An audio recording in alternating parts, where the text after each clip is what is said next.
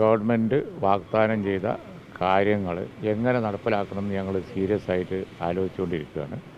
അനുദിനം വന്നുകൊണ്ടിരിക്കുന്ന ഓരോരോ കാര്യങ്ങളിൽ പിന്നെ അപ്പപ്പോൾ പ്രതികരണം എന്ന രീതി എനിക്കില്ല. അപ്പോൾ അതുകൊണ്ട് തന്നെ എൻ്റെ ഡിപ്പാർട്ട്മെൻറ്റുമായിട്ട് ബന്ധപ്പെട്ട കാര്യങ്ങളിൽ ഗവർണറെ പ്രസംഗം വരാൻ പോവുകയാണ്. അതുപോലെ തന്നെ ഈ കേരളത്തിൻ്റെ തൊഴിലില്ലായ്മയിൽ വ്യവസായ വകുപ്പ് വളരെ സജീവമായി പങ്കെടുത്തുകൊണ്ട് എന്ത് ചെയ്യാൻ പറ്റും എന്ന് നോക്കുകയാണ്. ആ വക കാര്യങ്ങളാണ് ഇപ്പോൾ പ്രയോറിറ്റി. അപ്പോൾ അതിൽ വളരെ നല്ല തീരുമാനങ്ങളും കൂട്ടായ ശ്രമങ്ങളും നിങ്ങൾക്ക് പ്രതീക്ഷിക്കാം. ഈ വ്യവസായ സൗഹൃദമല്ല കേരളത്തിൽ കുറേ കാലമായിട്ടുള്ള പരാതിയാണ്. അതിലെന്താണ് വ്യവസായ വകുപ്പ് ചെയ്യാൻ പോകുന്നത്? അത്തരത്തിലുള്ള പരാതികളൊക്കെ പരിഹരിക്കും. അതാണ് അത് പിന്നെ കേരളം വ്യവസായ സൗഹൃദം തന്നെയാണ്.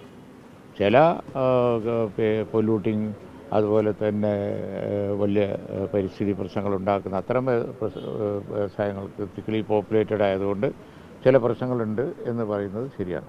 പക്ഷേ കാലഘട്ടം വ്യവസായ മേഖലയിൽ ടെക്നോളജിക്കൽ ചേഞ്ച് ഇപ്പോൾ വന്നിരിക്കുന്നത് വെച്ച് നോക്കുകയാണ് എന്നുണ്ടെങ്കിൽ കേരളത്തിന് അനുയോജ്യമായ പല മേഖലകളുണ്ട്.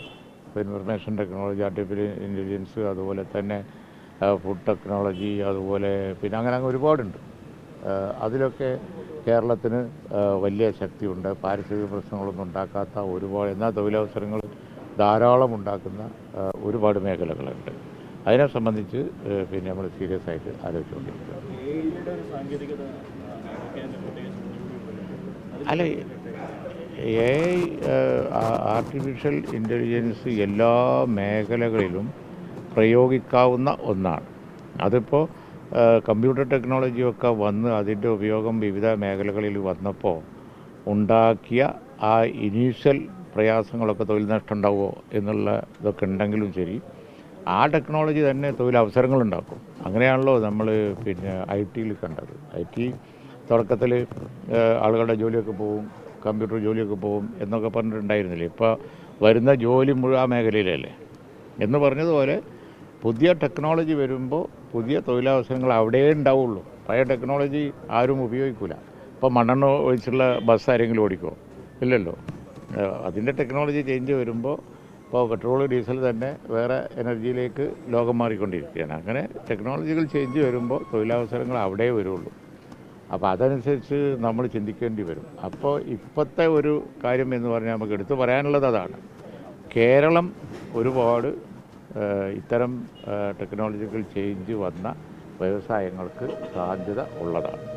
ഈ പുതിയ വ്യവസായങ്ങളൊക്കെ തുടങ്ങുമ്പോൾ കുറേ സാങ്കേതിക പ്രശ്നങ്ങൾ, ഉദ്യോഗസ്ഥരെ പേപ്പർ വർക്ക്, അല്ല അത് എല്ലാ കാലത്തുള്ളതാണ്.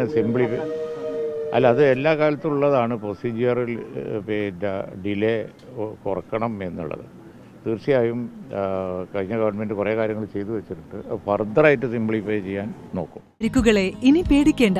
എല്ലാവിധ സ്പോർട്സ് ഇഞ്ചുറികൾക്കുമുള്ള സമഗ്ര പരിഹാരം ഇവിടെയുണ്ട്.